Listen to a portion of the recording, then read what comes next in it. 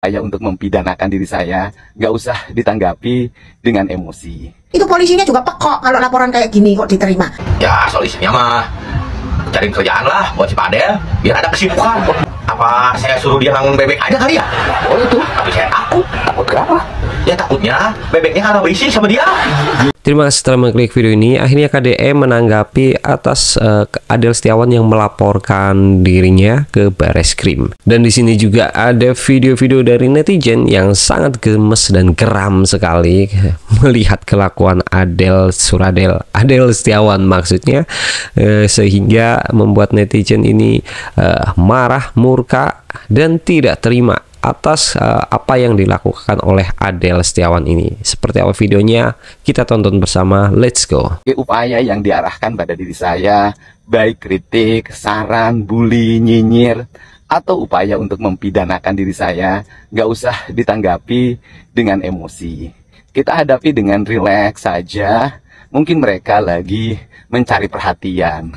Dan bagi saya, meyakini apa yang dilakukan adalah upaya-upaya mencintai seluruh rakyat Jawa Barat dan mencintai generasi mudanya. Karena saya ingin warga Jabar ke depan, anak-anak mudanya menjadi anak-anak hebat, menguasai teknologi, menguasai industri, menguasai pertanian, menguasai peternakan, perikanan, kelautan, kewirausahaan, dan seluruh berbagai profesi lainnya. Dan itu harus dibentuk dengan watak dan sistem yang hebat. Ada yang melaporkan KDM kantor polisi. Coba itu guys. Nih orang tua murid nggak tahu diuntung ya. Harusnya dia itu tahu dulu apa aja yang dikerjakan di sana. Karena saya dan para psikolog-psikolog lain ada untuk memberikan edukasi, memberikan asesmen dan sebagainya. Oke? Ini orang tua maunya apa ya? Cari panggung atau ada yang nyuruh nih? Dua ini aja sih guys. Kalau cari panggung, kamu salah cari panggungnya di sini. Mentang-mentang KDM lagi hits gitu, kamu cari panggung di sini supaya kalian juga terkenal. Atau ada yang nyuruh, kamu yang menjadi umpannya. Parah. Janganlah begitu, Pak. Bapak itu taunya apa di sana? Ada pelanggaran pidananya katanya.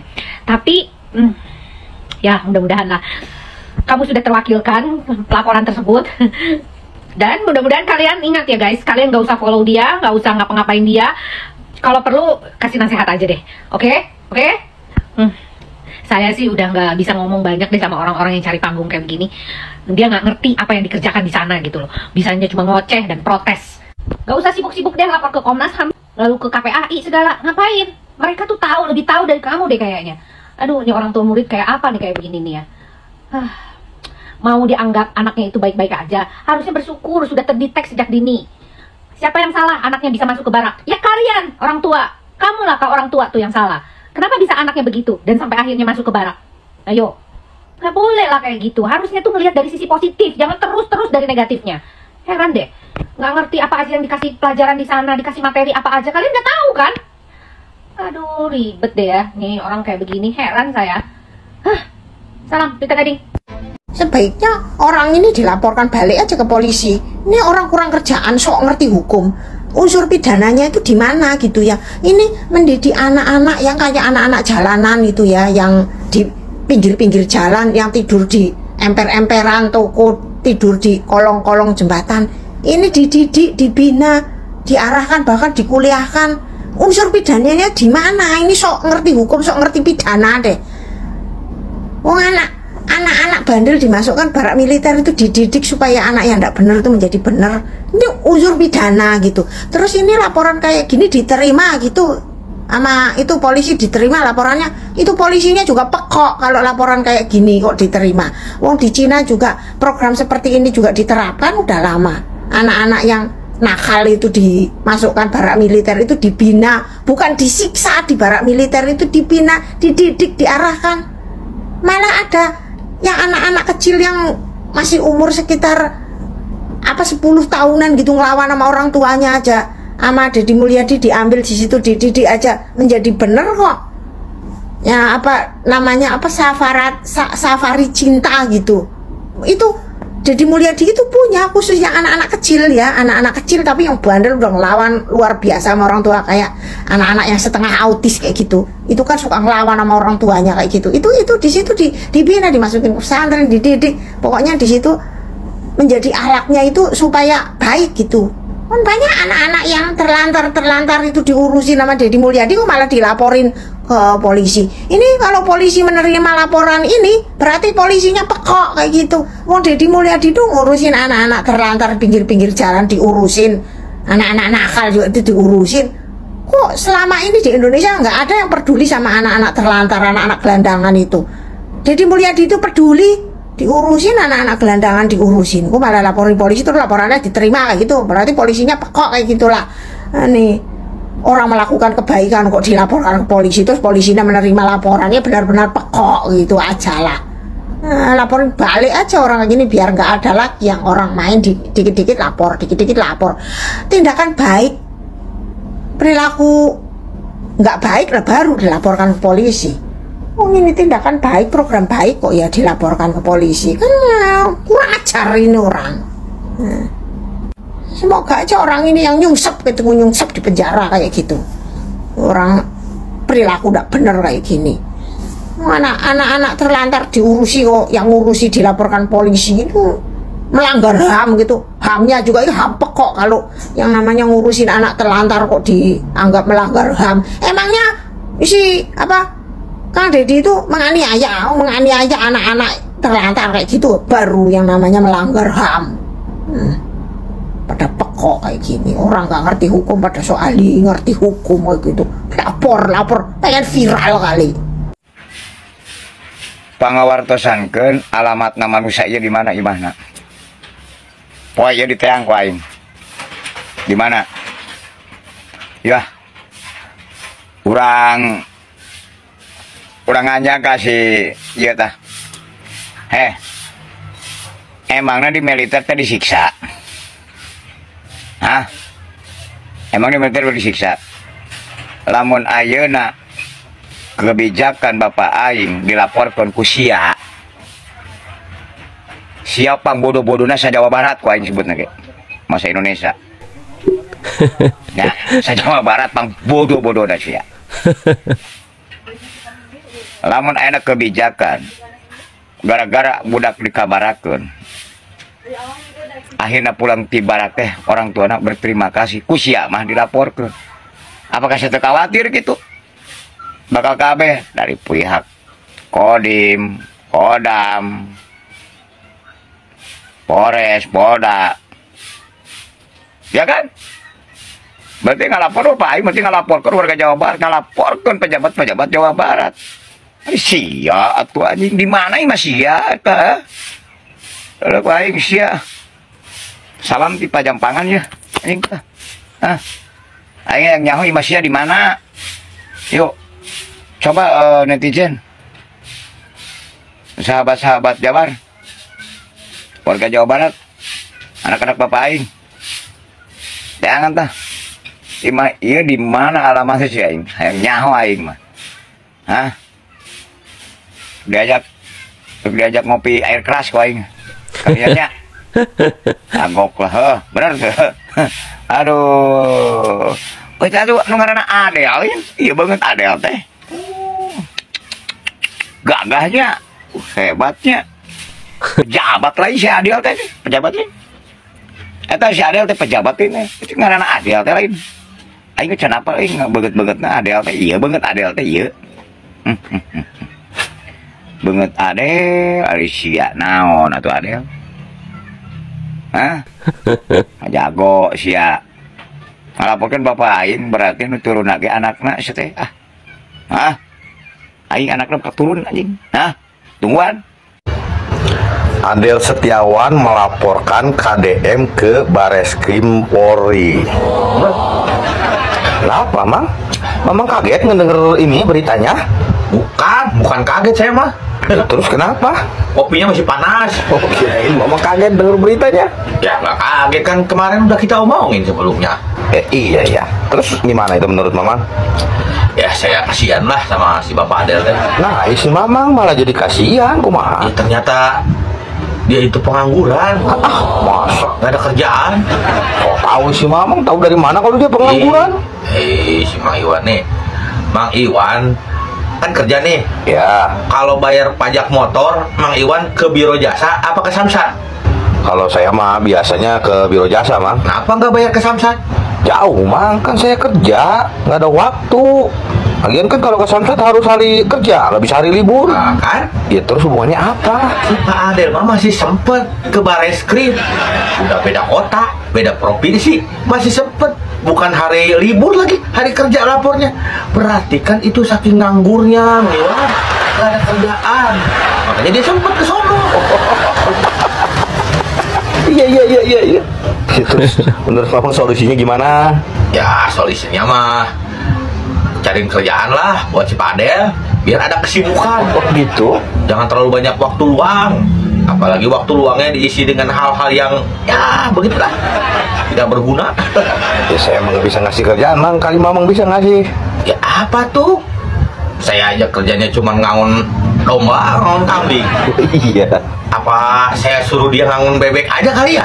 Boleh tuh. Tapi saya takut. Takut kenapa? Ya takutnya bebeknya kalah berisik sama dia.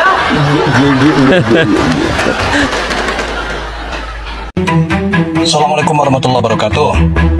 Buat Bang Adil Setiawan, saya terus terang merasa prihatin dengan apa yang Anda lakukan. Anda melaporkan KDM ke Bareskrim dengan pasal yang saya pikir masih perlu dikaji lagi penafsirannya. Perlu diketahui Bang Adil, KDM melakukan kebijakan dalam mendidik anak-anak khusus. Ingat ya, anak-anak khusus ke barak tentu bukan tanpa analisa hukum dan tanpa pertimbangan sosial. Kenapa kami merasa prihatin dengan apa yang Anda lakukan? Selama ini, seperti kita ketahui bahwa sistem pendidikan di negara kita cenderung berubah-ubah setiap periode kepemimpinan menterinya. Kenapa nggak Anda kritisi kebijakan tersebut? Kemana aja Anda selama ini di saat anak-anak banyak yang tawuran, banyak yang teler di jalanan? Kenapa sekarang Anda malah melaporkan KDM yang sedang melakukan atau yang sedang berupaya untuk memperbaiki generasi penerus yang terjebak dalam pergaulan liar? Maka seharusnya Anda bertabayun dan berdiskusi langsung dengan KDM. Jika Anda punya keberanian untuk sekedar ngobrol, ya silakan Anda datang ke Gedung Pakuan, atau barangkali kejauhan ya ke Lembur Pakuan Subang deh. Ini akan lebih terhormat daripada Anda menjadi bulan-bulanan warga Jawa Barat. Atau mungkin Anda punya motif lain di balik pelaporan Anda terhadap KDM, yaitu masalah lain. Ingat Bang Adel, kami sudah tidak ada harapan lagi, atau kami merasa pesimis dengan sistem pendidikan formal yang selama ini dijalankan terkait pendidikan mental dan akhlak. Maka KDM melakukan ini sangat kami setujui, karena kami merasa percaya dengan cara tersebut. Dan perlu diingat, Anda juga harus bertanggung jawab sebagai orang tua. Maka langkah Anda pun akan selalu kami kritisi. Terima kasih. Assalamualaikum warahmatullahi wabarakatuh. Maka pantas seorang seperti Kang Deddy Mulyadi yang tulus sepenuh hati membangun Jawa Barat justru dipolisikan. Ini bukan soal politik, ini soal nasib generasi kita, anak-anak kita. Bukan cuma butuh ilmu, mereka butuh karakter. Kalau tidak dibentuk hari ini, besok mereka tumbuh tanpa arah. Apa tukang ngadu nggak tahu? Anak-anak itu bukan dihukum, tapi dibina. Bukan dilatih perang, tapi diajari tertib hidup. Apa sih niat elit? Apa motivasi elit? Apa kontribusi elit untuk negeri ini? Karena saat orang tua bersyukur melihat anaknya berubah jadi lebih baik, tukang ngadu malah datang membawa laporan polisi. Wahai elit, jangan kecewa karena program ini berhasil. Apalagi merasa kenyamanannya terusik. Karena akhirnya ada pemimpin yang berani demi kebaikan. Jangan bungkus ego dengan HAM. Karena HAM tanpa arah justru akan membunuh masa depan anak-anak kita sendiri. Ini juga bukan negara yang membiarkan anak-anaknya terlena dan tersesat. Kang Deddy tidak sempurna, tapi beliau bertindak saat yang lain hanya berdebat. Kalau kamu benar peduli, seharusnya ikut membina, bukan malah menghambat. Kamu ingin anak-anak ini jadi pemimpin, atau kamu lebih nyaman kalau mereka tetap jadi persoalan? Kalau kamu percaya bangsa ini butuh pemimpin seperti Kang Deddy, like dan share sekarang. Tag temanmu yang masih waras dan komen. Ya, itulah video-video dari netizen ya yang sangat gemes sekali kepada Adel Setiawan. Bahkan ada yang mau mencari alamat rumahnya Adel ya, mau diajak minum kopi bareng, kopi panas mungkin. Ya, memang sangat membuat resah banget ya Adel ini, khususnya bagi para pendukung KDM ya. Tapi KDM sudah menginstruksikan kepada pendukungnya KDM atau warga Jawa Barat agar tetap santai ketika ada orang yang mengkritik, orang yang membuli, orang yang menghina, bahkan ada orang yang ingin mempidanakan KDM, ya dihadapi dengan santai saja, katanya seperti itu. Karena KDM merasa baik, merasa benar apa yang dilakukan sekarang ini. Jadi KDM tidak ada rasa takut-takutnya, apalagi cuman segelintir, sekelompok, atau hanya seseorang seperti Adel Suradel itu ya. Itu sangat enteng sekali bagi KDM ya. Karena KDM ini bukan hanya menjadi pejabat kali ini, sudah menjadi bupati 2 kali dan menjadi DPRD, DPR RI juga. Jadi sudah sangat berpengalaman bagi orang-orang yang sirik, orang-orang yang dengki, orang-orang yang iri, orang-orang yang ingin menjatuhkan. KDM sudah tahu mengatasinya untuk biar semuanya tetap berjalan, tapi dengan jalan santai, oke. Tapi ya tidak disalahkan juga ketika para pendukung KDM ini akhirnya marah, akhirnya membuli Adel Setiawan. Ya itu kesalahan dari Adel Setiawan sendiri ya. Nanti akhirnya anaknya dijauhi teman-temannya atau dikucilkan nanti di Bekasinya ya, di daerah sana, di tetangganya akhirnya mengucilkan, ya itu kesalahan Adel sendiri. Tapi mungkin Adel tidak memikirkan hal itu karena mungkin ada titipan, ada amplop di balik semua ini ya. Saya sangat berharap bahwa Bareskrim Polri ini bisa menerima laporan Adel hingga akhirnya KDM ini bisa diproses. Nah, disitulah nanti semuanya akan terbongkar. Siapa apa motif dari Adel tersebut dan siapa dalang di belakangnya, itu nanti akan terbuka ya. Saya sangat berharap semua itu. Silahkan komen di kolom komentar bagaimana menurut kalian tentang menanggapi hal ini. Silahkan kalian komen. Dan terima kasih bagi kalian yang sudah menyempatkan waktunya untuk menonton video ini. Semoga kalian sehat selalu, panjang umur, dan dilimpahkan rezekinya. Maaf jika ada kata-kata saya yang salah atau kurang berkenan. Saya minta maaf sebesar-besarnya. Sampai jumpa kita di video berikutnya. Bye.